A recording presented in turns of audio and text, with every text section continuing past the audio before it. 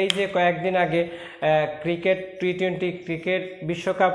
খেলা হয়ে গেল, তো ওখান থেকে কোশ্চেন হতে পারে যে ম্যান অফ দ্য ম্যাচ কে ছিল, ফাইনালের ম্যান অফ দ্য সিরিজকে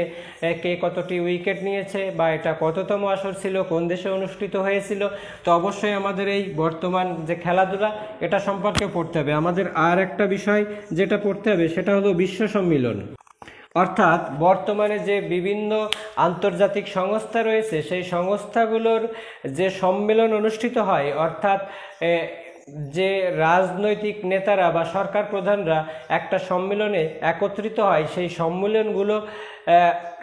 প্রতিপাদ্য বিষয় কি বা কোন দেশে অনুষ্ঠিত হয়েছিল বা সেই সম্মেলনটা কততম সম্মেলন, তো এই বিষয়েও কিন্তু আমাদের কোশ্চেন আসতে পারে। তো আমি আবারও বলছি যে যদিও আমাদের মার্ক কিন্তু এখানে 8 থেকে 5, আমাদের পড়ার টপিকের কিন্তু শেষ নাই, তো তারপরেও কিন্তু এই টপিক ছাড়াও আরও অনেক টপিক আছে। কিন্তু আমি যেহেতু আপনাদের হাতে সময় কম, অল্প সময়ে আপনারা কিভাবে একটা প্রিপারেশন নিতে পারেন, তো তার জন্য কিন্তু আমি একদম বেছে বেছে যে টপিকগুলো ছাড়ার মতো নয় সেই টপিক থেকেই কিন্তু আপনাদের সাজেস্ট করছি। তো আর একটা যে টপিক হলো সেটা হলো বিশ্বে এ পর্যন্ত যতগুলো মহাযুদ্ধ সংগঠিত হয়েছে এই মহাযুদ্ধের উপরেও কিন্তু প্রশ্ন থাকে, অর্থাৎ প্রথম বিশ্বযুদ্ধ, দ্বিতীয় বিশ্বযুদ্ধ এবং এই প্রথম বিশ্বযুদ্ধের অক্ষশক্তি কারা এবং এই দ্বিতীয় বিশ্বযুদ্ধের মিত্রশক্তি কারা, বা প্রথম বিশ্বযুদ্ধ দ্বিতীয় বিশ্বযুদ্ধে কোন দেশের প্রধানমন্ত্রী রাষ্ট্রপতি কে ছিলেন বা তাদের ভূমিকা কী ছিল, এইগুলো থাকতে পারে। তো আর একটা বিষয়ের উপর কোশ্চেন থাকতে পারে, সেটা হলো পদক এবং পুরস্কার, অর্থাৎ বিশ্বে যেগুলো পদক রয়েছে এবং পুরস্কার রয়েছে সেই ক্ষেত্রগুলো আমাদের একটু জানতে হবে, যে বিশেষ করে আমাদের দেশের রাষ্ট্রপতি প্রধানমন্ত্রী আমাদের জাতীয় অর্জনের জন্য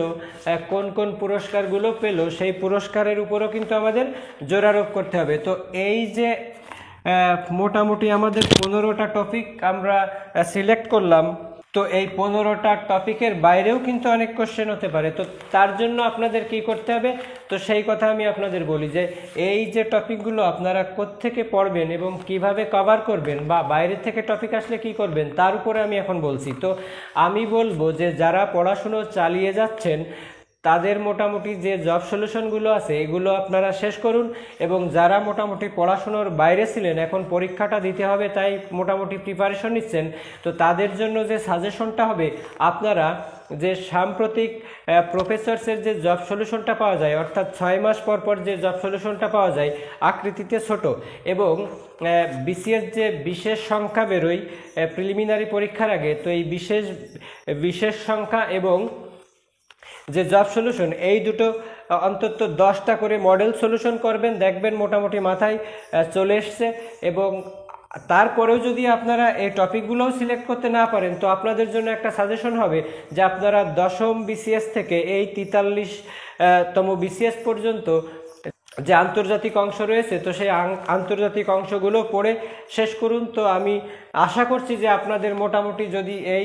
8টা কোশ্চেন থাকে তো আপনারা 7টা পারবেন, 5টা থাকলে আপনারা 4টে পারবেন। তো